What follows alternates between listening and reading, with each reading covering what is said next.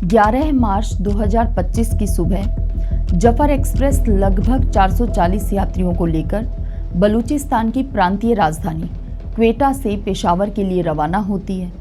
लगभग 160 किलोमीटर का सफ़र करने के बाद बीएलए के लड़ाके पटरी पर ब्लास्ट करके इसे रोक देते हैं और ट्रेन को हाईजैक कर लेते हैं। इसके बाद जो हुआ उसे लेकर पाकिस्तान मीडिया और बीएलए के अलग अलग स्टेटमेंट्स हैं, सो हम उन पर डिस्कशन नहीं करेंगे।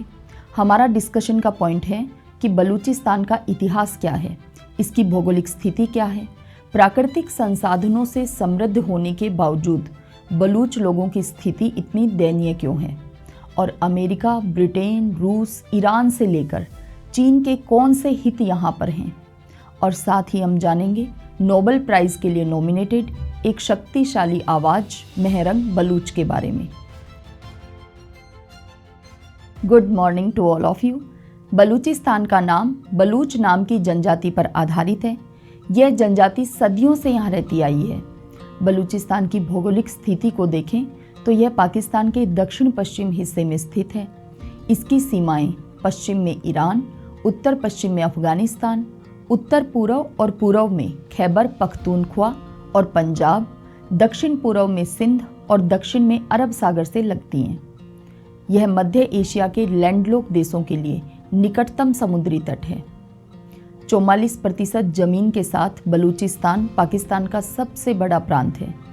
देश के बाकी हिस्सों की तुलना में यहाँ जनसंख्या विरल है। केवल 5% आबादी बलूचिस्तान में रहती है। बलूचिस्तान की कुल आबादी 1,49,00,000 है। इसकी स्थिति और प्राकृतिक संसाधनों की प्रचुरता के चलते यह पाकिस्तान के लिए रणनीतिक रूप से बहुत महत्वपूर्ण है। बलूचिस्तान का इतिहास भारत के इतिहास से जुड़ा हुआ है। अफगानिस्तान, बलूचिस्तान, पाकिस्तान और हिंदुस्तान सभी भारत के हिस्से थे। बलूचिस्तान आर्यों की प्राचीन धरती आर्यव्रत का एक हिस्सा है। प्राचीन काल में वैदिक युग में फारस से लेकर गंगा, सरयू और ब्रह्मपुत्र तक की भूमि आर्यों की भूमि थी, जिसमें सिंधु घाटी का क्षेत्र सबसे महत्वपूर्ण था।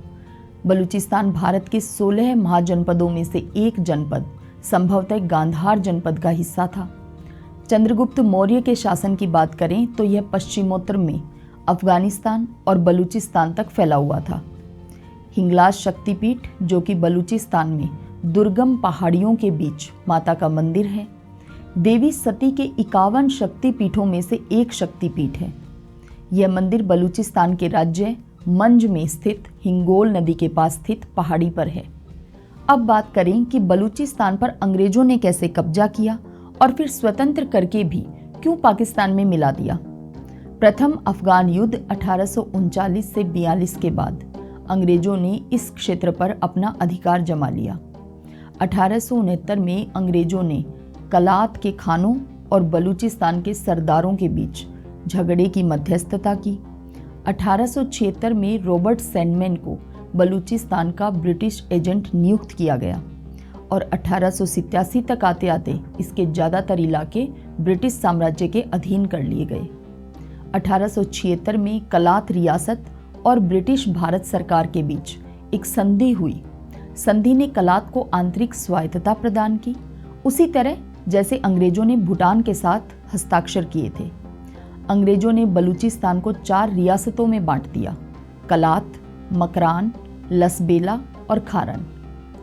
अंग्रेजों की राजनीति के तहत बलूचों की मुस्लिम लीग पार्टी का जन्म हुआ, जो हिंदुस्तान मुस्लिम लीग से मिल गई। दूसरी ओर एक और नई पार्टी अंजुमन ए वतन का जन्म हुआ, जो भारतीय राष्ट्रीय कांग्रेस के साथ जुड़ गई। अंजुमन के कांग्रेस के साथ इस जुड़ाव में खान अब्दुल गफ्फार खां, जिन्हें हम सीमांत गांधी, फ्रंटियर गांधी के नाम से जानते हैं, उनकी भूमिका अहम थी। मीर अहमद यार खान ब्रिटिश भारत और पाकिस्तान के डोमिनियन के साथ सहायक गठबंधन में एक रियासत कलात के अंतिम खान थे। यार खान ने 1940 के दशक की शुरुआत में मोहम्मद अली जिन्ना को कलात राज्य का कानूनी सलाहकार बना लिया था। कलात के खान ने बलूची जनमानस की नुमाइंदगी करते हुए बलूचिस्तान का पाकिस्तान में विलय करने से इनकार कर दिया था। अंत में यह निर्णय हुआ कि बलूच एक आज़ाद मुल्क बनेगा। 4 अगस्त 1947 को माउंटबेटन, मोहम्मद अली जिन्ना जो बलूचों के वकील थे, सभी ने एक कमीशन बैठाकर तस्लीम किया और 11 अगस्त को बलूचिस्तान की आज़ादी की घोषणा कर दी। खान ऑफ कलात लोकतांत्रिक आंदोलन का समर्थन कर रहे थे और इसी के तहत यहाँ 2 सदनों वाली संसदीय व्यवस्था बनी थी। कलात की संसद का मानना था कि बलोचों के मुस्लिम होने भर से पाकिस्तान का हिस्सा नहीं बन जाना चाहिए, परंतु माउंटबेटन और पाकिस्तानी नेताओं ने 28 मार्च 1948 में बलूचिस्तान पर दबाव बनाकर इस रियासत का पाकिस्तान में जबरन विलय करवा लिया। उस समय सोवियत संघ का प्रभाव अफगानिस्तान और ईरान तक बढ़ रहा था और ब्रिटिश अधिकारियों को डर था कि स्वतंत्र बलूचिस्तान सोवियत संघ के प्रभाव में आ सकता है और पाकिस्तान के अपने हित तो साथ में थे ही। इसी कारण से ब्रिटिश और पाकिस्तानी नेतृत्व ने मिलकर बलूचिस्तान को पाकिस्तान में शामिल करने की योजना बनाई। अक्टूबर 1947 में पाकिस्तान ने दोस्ती संधि को तोड़ते हुए बलूचिस्तान को अपने में मिलाने के प्रयास शुरू कर दिए और अंत में पाकिस्तान ने अपनी सेना बलूचिस्तान भेजी, जिससे मजबूर होकर खान को पाकिस्तान के साथ संधि करनी पड़ी।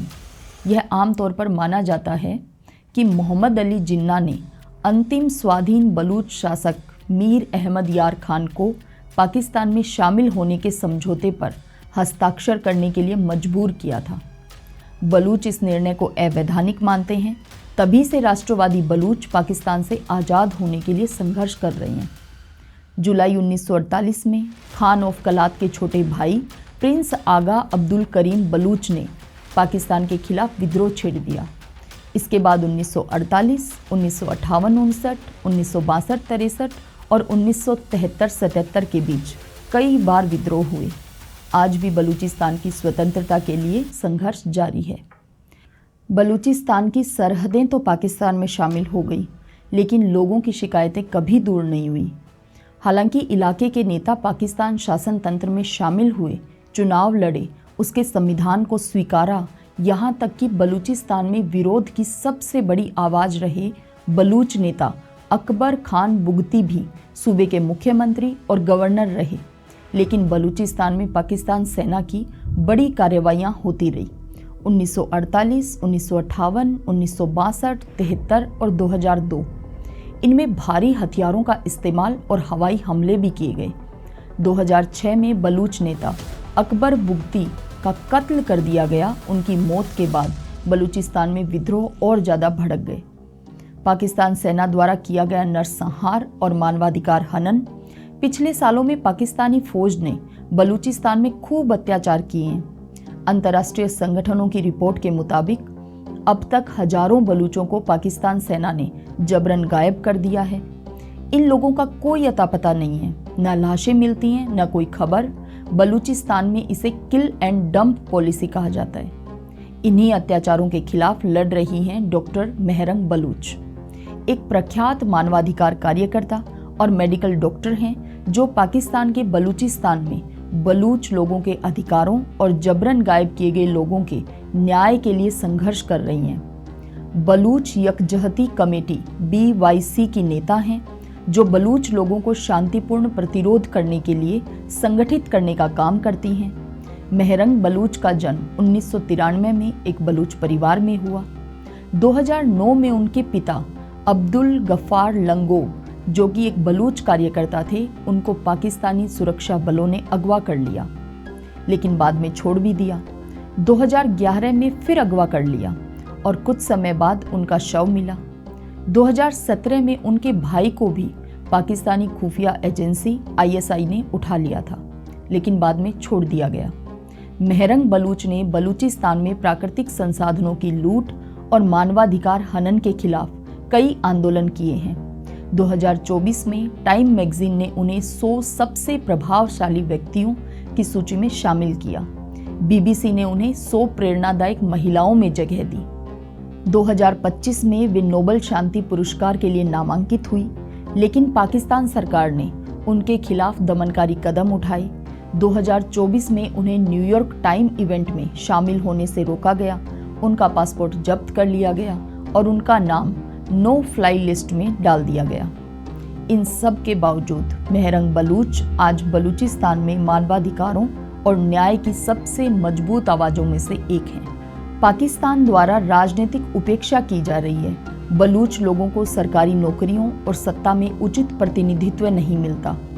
सांस्कृतिक भिन्नता की बात करें तो बलूचिस्तान में कुछ हिंदू और ईसाई अल्पसंख्यक रहते हैं, बाकी लगभग जनसंख्या मुस्लिम है।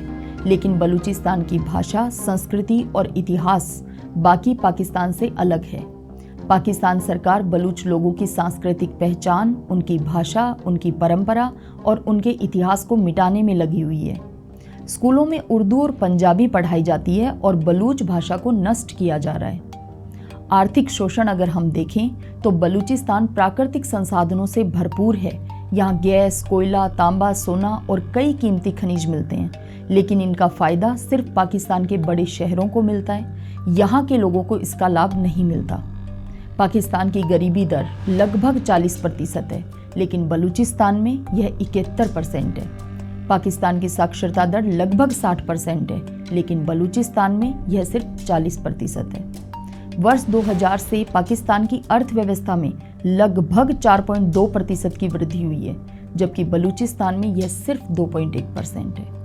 इन्हीं सब शोषण के खिलाफ लड़ रही है BLA, Balochistan liberation army. Balochistan के लोगों का मानना है कि भारत पाकिस्तान बंटवारे के वक्त उन्हें जबरदस्ती पाकिस्तान में शामिल कर लिया गया, जबकि वो खुद को एक आज़ाद मुल्क के तौर पर देखना चाहते थे। बलूचिस्तान की आज़ादी की मांग करने वाले कई अलगाववादी समूह सक्रिय हैं। ब्रास, बलूची राजी अजोई संगर, लश्कर ए बलूचिस्तान और BLF, बलोच लिबरेशन फ्रंट। इनमें सबसे पुराने संगठनों में से एक है BLA। पाकिस्तान इसे प्रतिबंधित संगठन घोषित कर चुका है। इसके अलावा अमेरिका, ब्रिटेन और चीन भी इसे आतंकी संगठन मानते हैं। BLA की स्थापना फिदा अहमद बलूच, जिन्होंने 1980 के दशक में बलूच राष्ट्रीय युवा आंदोलन की स्थापना की थी।